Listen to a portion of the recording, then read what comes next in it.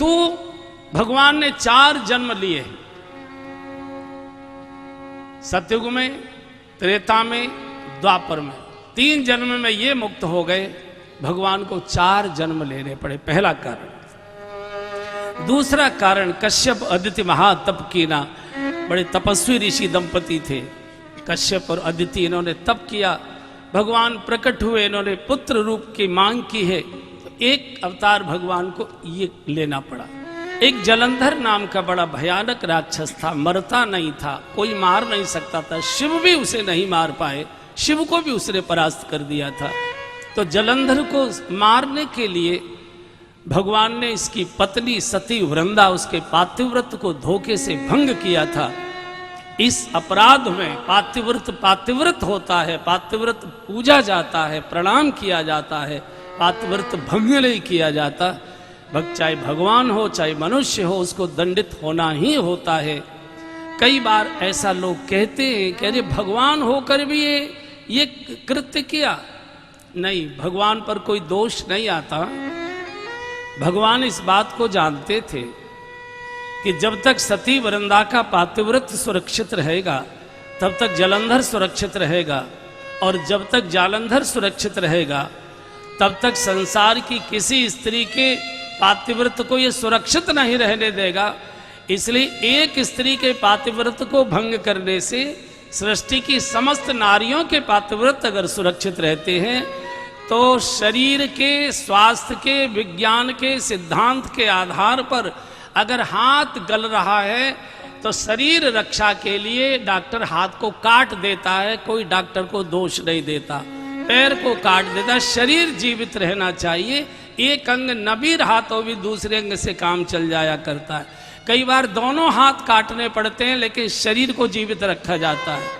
तो भगवान जानते थे कि सती वृंदा का पातिव्रत जब तक सुरक्षित रहेगा ये जलंधर जीवित रहेगा, और जलंधर किसी पतिव्रता को सुरक्षित नहीं रहने देगा।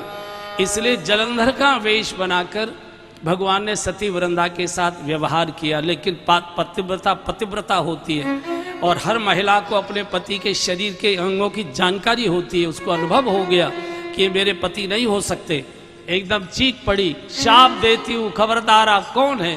भगवान को प्रकट होना पड़ा। कार्य आप, और आपने ये कृत्य मेरा शाप है कि आपकी बुद्धि पथरा गई क्या। एक आम व्यक्ति, कोई बालक हमारा गलती करके आता है तो हमारे ब्रज में गाली दी जाती है, तेरी बुद्धि पर क्या पत्थर गए थे। मनुष्य भी कहता क्या बताऊं यार, मेरी बुद्धि पर उस समय ऐसे पत्थर पड़े, कुछ समझ में ही नहीं आया। तो जब बुद्धि जड़ हो जाती है तो वो कुछ न कुछ पाप करती है।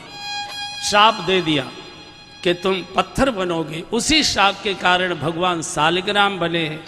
भगवान ने भी कहा कि तुमने अधर्म की रक्षा के लिए मुझे शाप दिया है तो तुम भी जड़ बनोगी, और उसी के कारण से वृंदा तुलसा बनी है।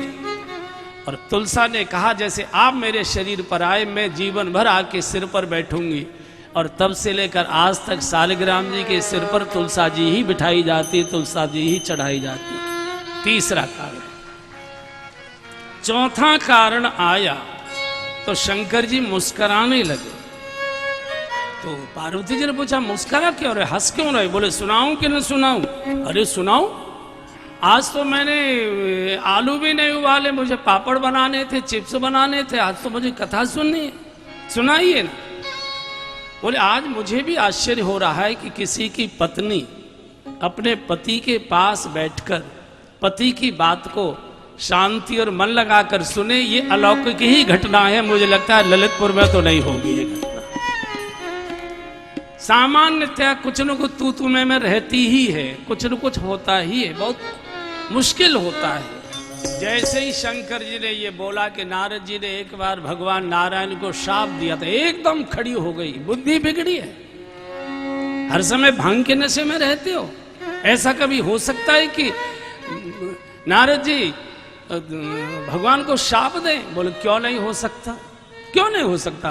बोले नारद विष्णु भगत पुण्य ज्ञानी, एक तो भगवान के भक्त हैं और इतने बड़े ज्ञानी हैं, वो ज्ञान का ये कार्य कैसे करेंगे, ये गलत आप कथा कहीं से सुने। बोले नहीं देवी धैर्य रखो, उखड़ो मत, पूरी कथा विस्तार से सुनाई। नारद मोह की जो कथा है बंधु, नारद जी को क्या मोह हो सकता है। हम सबको शिक्षित करने के लिए और हम सबको गड्ढे से बचाने के लिए नारद जी ने स्वयं ये लीला की है।